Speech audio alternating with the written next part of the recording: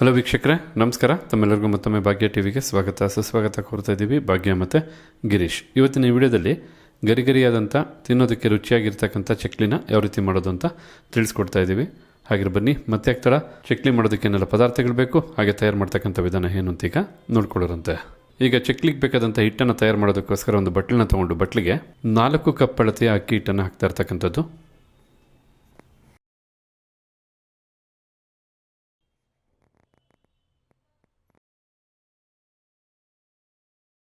ಹಾಗೆ 2 ಟೇಬಲ್ ಸ್ಪೂನಷ್ಟು ಎಳ್ಳನ್ನು ಸಹ ಹಾಕಿ,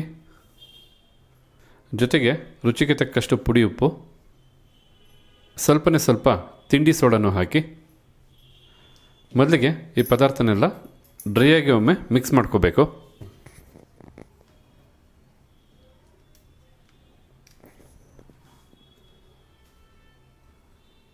ಈ ರೀತಿಯಾಗಿ ಡ್ರೈಯಾಗಿ ಮಿಕ್ಸ್ ಮಾಡಿದ ನಂತರ ಈಗಿಲ್ಲಿ ಒಂದು ಚಿಕ್ಕ ಕಡಾಯಿನ ಬಿಸಿ ಮಾಡಿಕೊಂಡು 3 ಟೇಬಲ್ ಸ್ಪೂನಷ್ಟು ಎಣ್ಣೆನ ಹಾಕಿ ಎಣ್ಣೆನ ಬಿಸಿ ಮಾಡ್ಕೋಬೇಕು. ಈ ಬಿಸಿಯಾದಂಥ ಎಣ್ಣೆನ ಅಕ್ಕಿ ಹಿಟ್ಟು ಕಲಿಸೋದಕ್ಕೆ ಬಳಸ್ತಕ್ಕಂಥದ್ದು. ಈ ರೀತಿ ಎಣ್ಣೆನ ಬಿಸಿ ಮಾಡಿ ಅಕ್ಕಿ ಹಿಟ್ಟಿಗೆ ಹಾಕಿ ಕಲಿಸೋದ್ರಿಂದ ಚಕ್ಲಿ ಸ್ವಲ್ಪ ಗರಿಗರಿಯಾಗಿ ತಯಾರಾಗುತ್ತೆ. ಈಗ ಎಣ್ಣೆ ಬಿಸಿಯಾಗಿದೆ. ಬಿಸಿಯಾದಂಥ ಎಣ್ಣೆನ ಅಕ್ಕಿ ಹಿಟ್ಟಿಗೆ ಹಾಕ್ಕೊಳ್ಳೋಣ.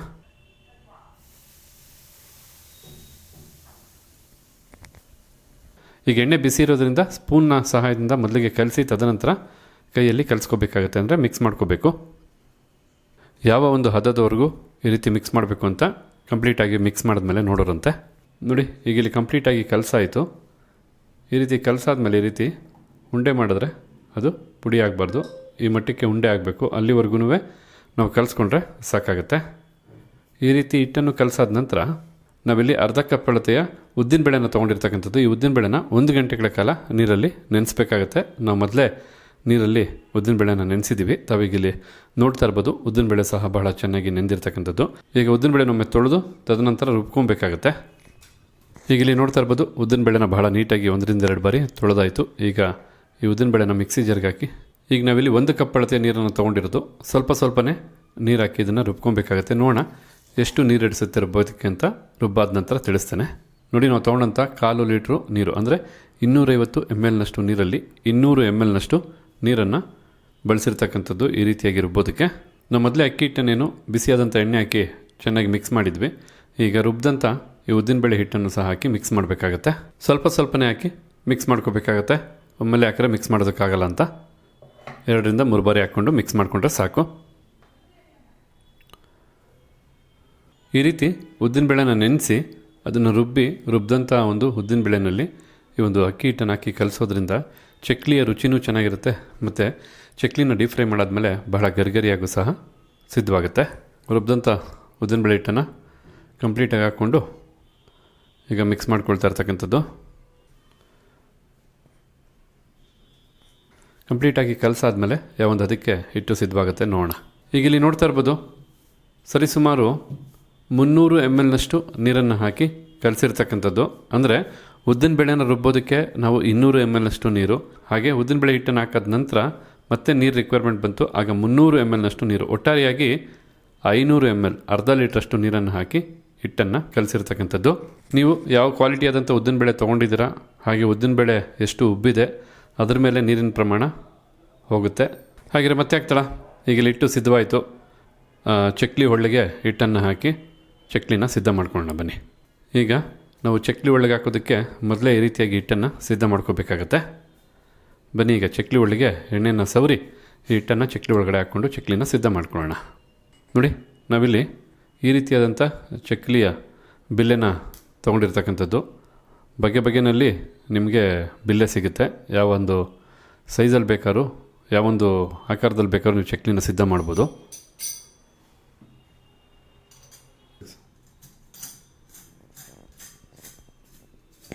ಈಗ ಚಕ್ಲಿ ಹಿಟ್ಟನ್ನು ಹಾಕೋದಕ್ಕೂ ಮೊದಲೇ ಸ್ವಲ್ಪ ಎಣ್ಣೆನ ಲೇಪನ ಮಾಡ್ಕೋಬೇಕಾಗತ್ತೆ. ಎಣ್ಣೆಯನ್ನು ಸವರಾದ ನಂತರ ಅಕ್ಕಿ ಹಿಟ್ಟನ್ನು ಹೊರೊಳಗೆ ಹಾಕೊಳ್ಳೋಣ.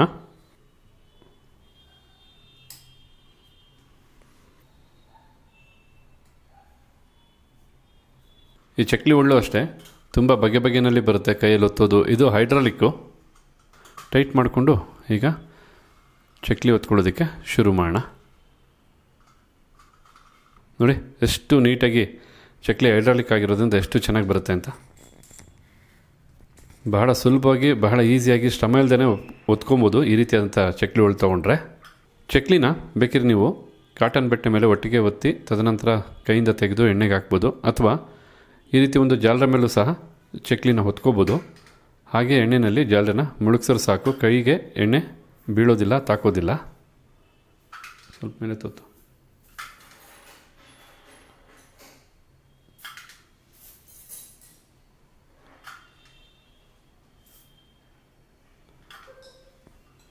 ಎಷ್ಟು ದೊಡ್ಡದು ಬೇಕಾದ್ರೂ ಮಾಡ್ಕೋಬೋದು ಚಕ್ಲಿ, ಎಷ್ಟು ಚಿಕ್ಕದು ಬೇಕಾದ್ರೂ ಮಾಡ್ಕೋಬೋದು, ಯಾವ ಸೈಜಲ್ಲಿ ಬೇಕಾದ್ರೂ ಸಿದ್ಧ ಮಾಡ್ಕೋಬೋದು. ಈ ಒಂದು ಚಕ್ಲಿನಲ್ಲಿ ಎಳ್ಳು ಮತ್ತು ಉಪ್ಪಿರ್ತಕ್ಕಂಥದ್ದು. ನಿಮ್ಗೇನಾದ್ರು ಖಾರ ಬೇಕು ಅಂದರೆ ಚಿಲ್ಲಿ ಪೌಡ್ರ್ ಹಾಕ್ಬೋದು. ಹಾಗೆ ಪುದೀನ ಚಕ್ಲಿ, ಈ ಥರ ತರಾವರಿಯಾಗಿ ನೀವು ಟೊಮೊಟೊ ಹಣ್ಣಿನ ಚಕ್ಲಿ ಎಲ್ಲ ರೀತಿಯೂ ನೀವು ಟ್ವಿಸ್ಟ್ ಮಾಡ್ಕೋಬೋದು. ಕೆಲವು ಚಕ್ಲಿ ಕೆಂಪು ಹಾಕಿರುತ್ತೆ ಅಂದರೆ ಖಾರ ಹಾಕಿರ್ತಾರೆ, ನಾವಿಲ್ಲಿ ಖಾರ ಹಾಕಿಲ್ಲ, ಅದಕ್ಕೆ ಚಕ್ಲಿ ಸ್ವಲ್ಪ ಬಿಳಿ ಬಣ್ಣದಲ್ಲೇ ಬರ್ತಕ್ಕಂಥದ್ದು. ಬನ್ನಿ ಈಗ ಎಣ್ಣೆಗೆ ಹಾಕಿ ಡೀಪ್ ಫ್ರೈ ಮಾಡ್ಕೊಳ್ಳೋಣ. ಈಗ ಚಕ್ಲಿನ ಡೀಪ್ ಫ್ರೈ ಮಾಡ್ಕೊಳ್ಳೋದಕ್ಕೋಸ್ಕರ ಒಂದು ಬಾಣಲಿನ ಬಿಸಿ ಮಾಡಿಕೊಂಡು, ಬಾಣಲೆ ಬಿಸಿ ಆದ ನಂತರ ಎಣ್ಣೆನ ಹಾಕಿ ಎಣ್ಣೆನ ಬಿಸಿ ಮಾಡ್ಕೋಬೇಕಾಗತ್ತೆ. ಈಗ ಇಲ್ಲಿ ಎಣ್ಣೆ ಚೆನ್ನಾಗಿ ಬಿಸಿಯಾಗಿದೆ. ಬನ್ನಿ ಈಗ ಒತ್ತಿಟ್ಟಂಥ ಚಕ್ಲಿನ ಡೀಪ್ ಫ್ರೈ ಮಾಡ್ಕೊಳ್ಳೋಣ. ಭಾಳ ಸುಲಭವಾಗಿ ನೀವು ಚಕ್ಲಿನ ಡೀಪ್ ಫ್ರೈ ಮಾಡಬೇಕಂದ್ರೆ ನೋಡಿ, ಈ ರೀತಿ ಒಂದು ಜಾಲರ ಮೇಲೆ ಚಕ್ಲಿನ ಒತ್ತಾದ ನಂತರ ಅಥವಾ ಮೊದಲೇ ಇರೋ ಮೇಲೆ ಚಕ್ಲಿನ ಒತ್ಕೊಂಡು ಎಣ್ಣೆಗೆ ಹಾಕ್ಕೋಬೇಕಾಗತ್ತೆ. ಆಗ ಬಿಸಿಯಾದಂಥ ಎಣ್ಣೆ ಕೈ ಮೇಲೆ ಸಿಡಿಯೋದಿಲ್ಲ ಅಂಥೇಳಿ.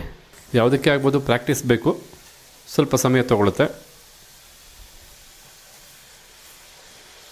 ಚಕ್ಲಿ ಯಾವ ಸೈಜ್ ಇರುತ್ತೆ ಅದ್ರ ಪ್ರಕಾರ ಬಾಣಲಿ ತುಂಬಷ್ಟು ಚಕ್ಲಿನ ಹಾಕ್ಕೊಂಡ್ರೆ ಸಾಕು.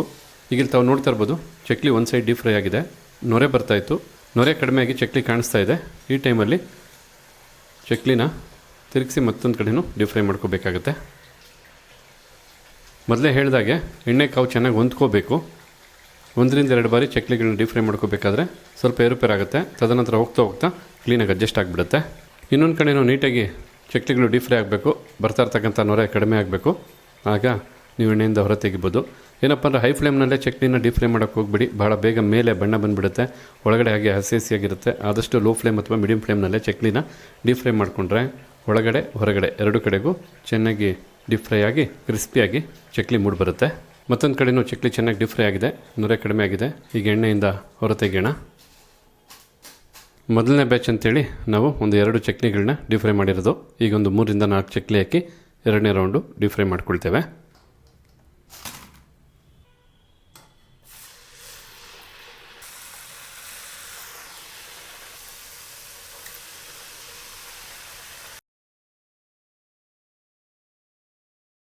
ನೋಡಿ, 2ನೇ ಬಾರಿಗೆ 4 ಚಕ್ಲಿಗಳನ್ನ ಒಟ್ಟಿಗೆ ಡೀಪ್ ಫ್ರೈ ಮಾಡ್ಕೊಳ್ತಾ ಇರ್ತಕ್ಕಂಥದ್ದು. ಯಥಾವತ್ತಾಗಿ ನೊರೆ ಹೆಚ್ಚು ಬರ್ತಾ ಇದೆ, ನೊರೆ ಕಡಿಮೆ ಆಗಬೇಕು. ನೊರೆ ಕಡಿಮೆ ಆದಮೇಲೆ ಚಕ್ಲಿನ ತಿರ್ಸ್ಕೋಬೇಕು. ಮೊದಲಾಗ್ತಂಥ 2 ಚಕ್ಲಿಯಿಂದ ನೊರೆ ಕಡಿಮೆ ಆಗಿದೆ, ಅದನ್ನು ತಿರುಗಿಸ್ಕೊಳ್ಳೋಣ.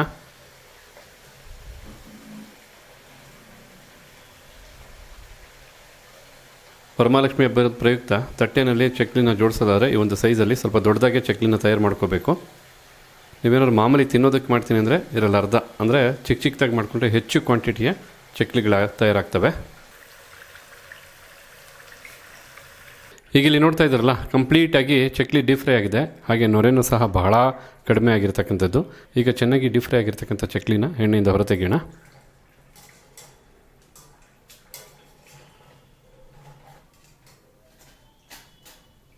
ಈಗ ಇಲ್ಲಿ ನೋಡ್ತಾ ಇರ್ಬೋದು, ತುಂಬ ಸೂಪರಾಗಿ ಚಕ್ಲಿಗಳು ಬಂದಿರತಕ್ಕಂಥದ್ದು.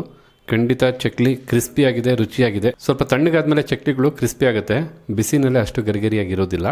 ಆದ ಕಾರಣ ತಣ್ಣಗಾದ್ಮೇಲೆ ಚಕ್ಲಿನ ತಿನ್ನಬೇಕು. ಇದೇ ರೀತಿಯಾಗಿ ಮಿಕ್ಕೆಲ್ಲ ಚಕ್ಲಿನೂ ಸಿದ್ಧ ಮಾಡ್ಕೊಳ್ತೀವಿ. ಆಮೇಲೆ ಚಕ್ಲಿನ ತಿಂದು ರುಚಿ ಹೇಗಿತ್ತು, ಹಾಗೆ ಎಷ್ಟು ಕ್ರಿಸ್ಪಿಯಾಗಿದೆ ಪ್ರತಿಯೊಂದು ತಿಳಿಸ್ತೀನಿ. ನೋಡ್ತಾ ಇದ್ರಲ್ಲ, ಕಂಪ್ಲೀಟಾಗಿ ಡೀಪ್ ಫ್ರೈ ಮಾಡಿದ ನಂತರ ಚಕ್ಲಿಗಳು ಎಷ್ಟು ಚೆನ್ನಾಗಿ ಡೀಪ್ ಫ್ರೈ ಆಗಿದೆ, ಹೆಚ್ಚು ಎಣ್ಣೆ ಕುಡ್ದಿಲ್ಲ, ಡ್ರೈ ಆಗಿರ್ತಕ್ಕಂಥದ್ದು, ಅಂದರೆ ತಿನ್ನೋದಕ್ಕೆ ಕ್ರಿಸ್ಪಿಯಾಗಿರ್ತಕ್ಕಂಥದ್ದು. ಒಂದು ಚಕ್ಲಿನ ತಿಂದು ತೋರಿಸಬೇಡ.